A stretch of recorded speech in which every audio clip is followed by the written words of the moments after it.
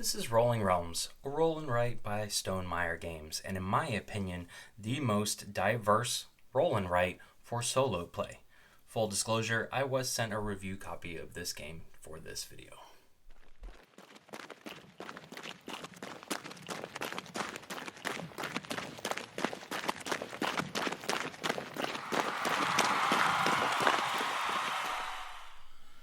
This is Rolling Realms, a roll and write game by Stonemaier Games that takes their catalog of games and turns them into single card realms. You'll then use 2 dice in order to populate those cards with values, in the end scoring points or stars in this case. This game, out of the box, can be played with up to 6 players. There's enough content in here. There's 6 copies of every card. So you can play with up to 6 players. But it can be played solo, and out of the box, it can be played solo 2 different ways. So we're going to talk about those 2 ways, plus a third way today to highlight how diverse of a roll and write this is for solo players. So you have your standard instructions, and we'll talk about how to play that here in just a second. And you also have your solitaire mini golf, which we will come back to after we talked about the standard version.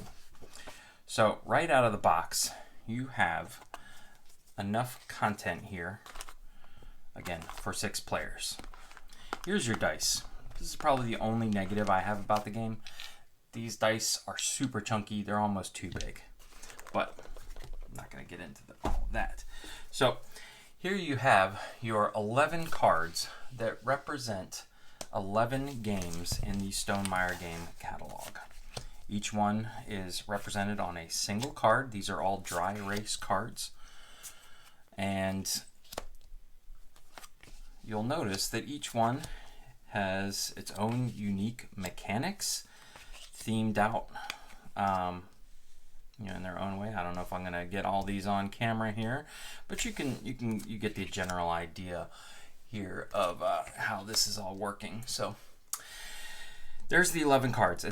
A game of Rolling Realms is going to take place over 3 rounds. Each round you'll randomly pick 3 of these cards here. So let's just grab 3 random unique ones. We'll put all these off to the side that you would draw from, 3 extra ones. So here you have your 3 cards. Boom, boom, boom. Everybody also has a resource card and a scoring card. Now, a round of Rolling Realms is taken up by 9 turns. We're going to be rolling these dice. Boom, boom, boom. You'll roll them out, and everybody at the table, if you're playing multiplayer or just yourself, are going to use these 2 values. And you're going to have to place one value on one card and the other value on a different card. So you cannot place 2 values within a turn on the same card. There's this scoring card here that you would use to track just simply the turns, so you don't lose track of them. It's a great way to write that down in case your dice get bumped or something like that. But as you're, say, scoring here, you might say, all right, I'm going to get a great value of 4 using this die. That earns me a heart. Boom, boom, boom. And over here, I'm going to put a 2 right here, working towards my 7 length wingspan, and that's going to earn me a pumpkin. You're going to keep going back and forth like this for, again, 9 turns.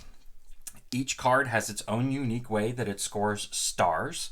You can use the resources that you're earning throughout the game to adjust the die value up or down, to get a extra die, so a 3rd die perchance to use on the 3rd card, or even just get a value die of your choice.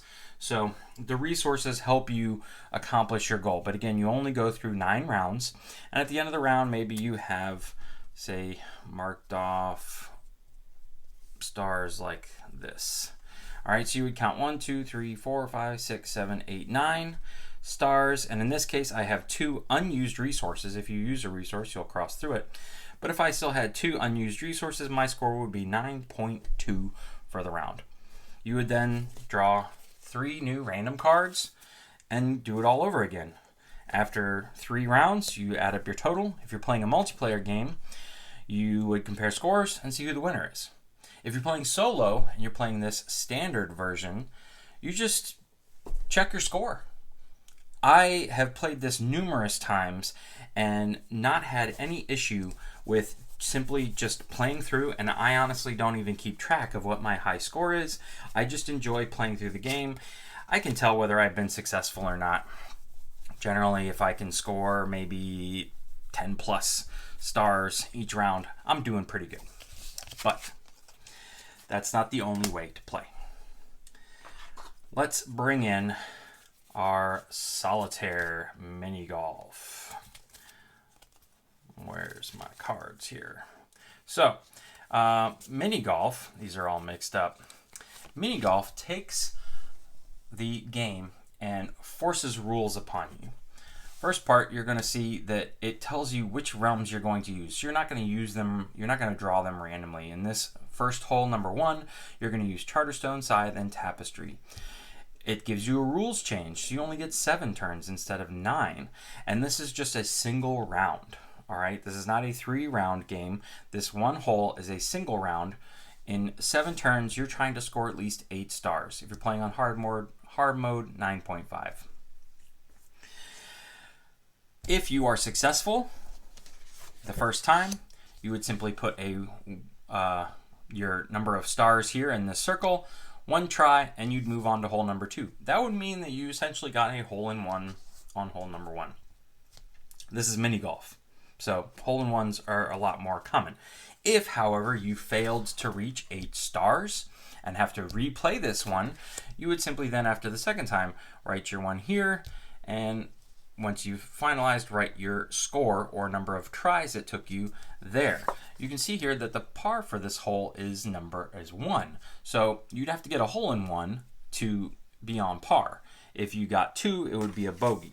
But there are others, and then the easiest way to do it is just look down this card here. Say, for example, mirrors is a par 3. So if you hit this one on the first attempt, you get an eagle if you're into golf terms, or any of these other 2 ones, if you hit them on the first attempt, it's a birdie. So in golf, you are attempting to beat your overall number of attempts it takes you to beat all 18 scenarios, mini scenarios, in under 36 tries. That's par for the course, and that gives you a goal to reach.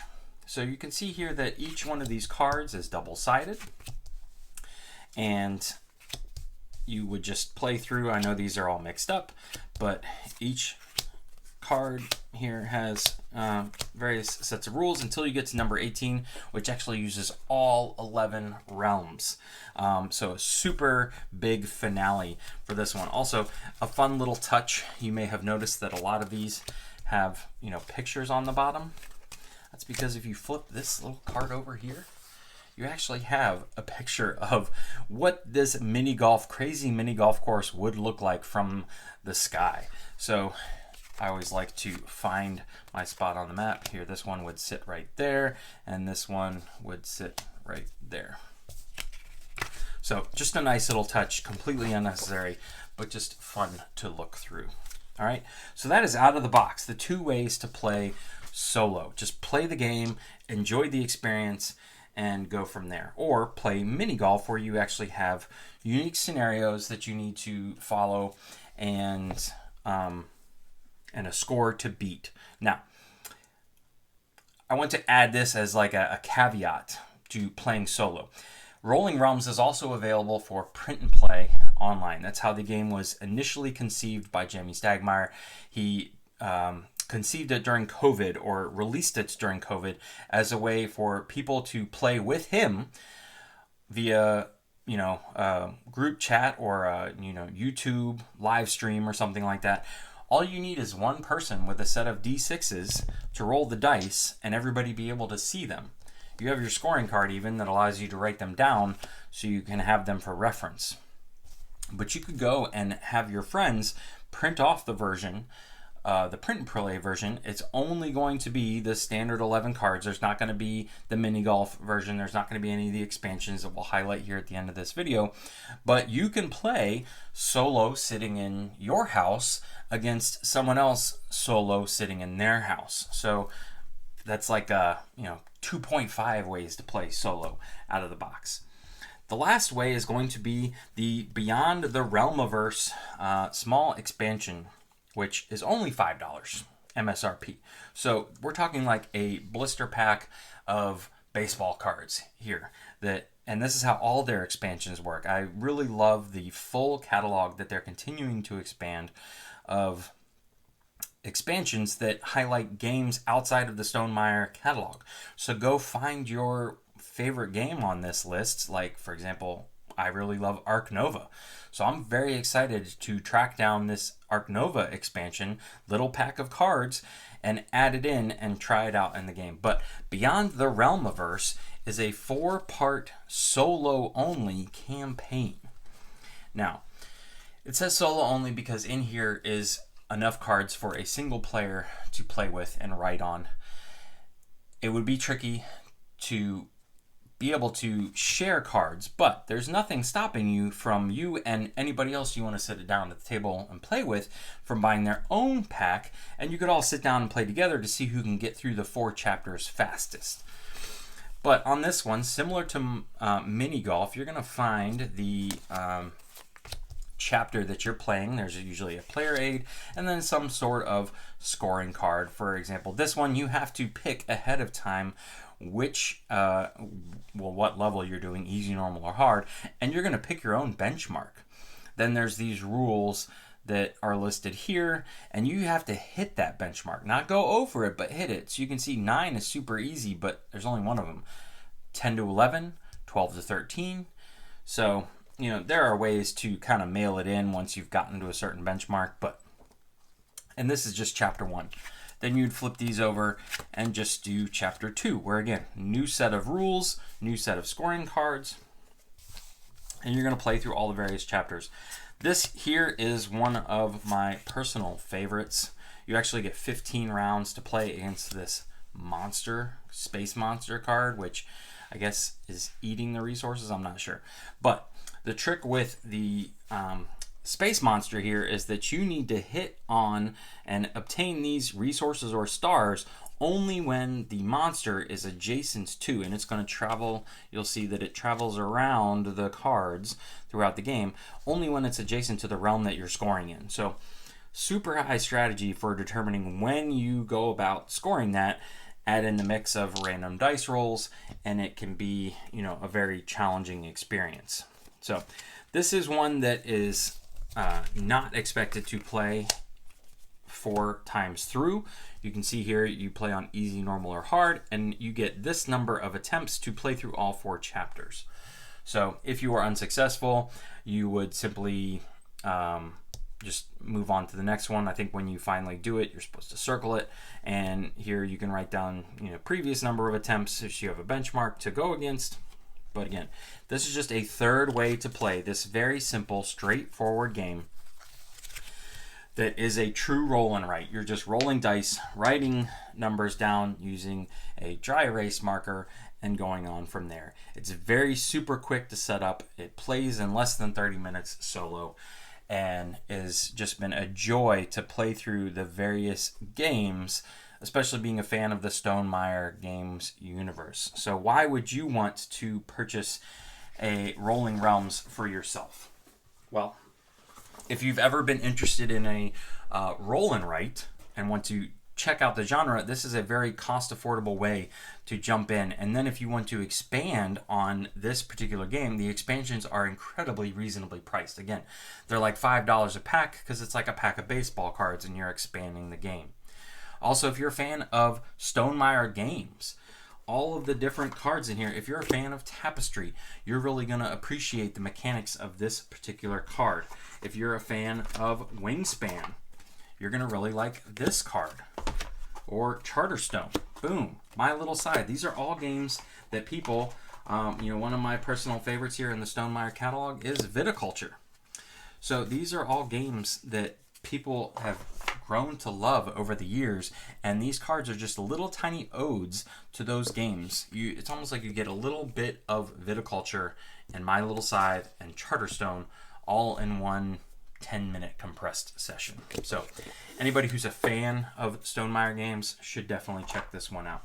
Also, if you are a solo player, if you're trying to get the most out of a roll and write, you want something that's easily portable, sets up and plays quickly, this is, again, another great option for you, because out of the box, there's 2 ways to play solo. Add on a $5 expansion that easily fits inside the box, and you have 3 ways to play solo. That's a lot of value, a lot of diversity out of a single roll and write game. So that's why I am making the claim that Rolling Realms is the single most diverse roll and write for solo players. If you have any questions, please let me know in the comment section below. Once again, thanks for watching. Have a great day.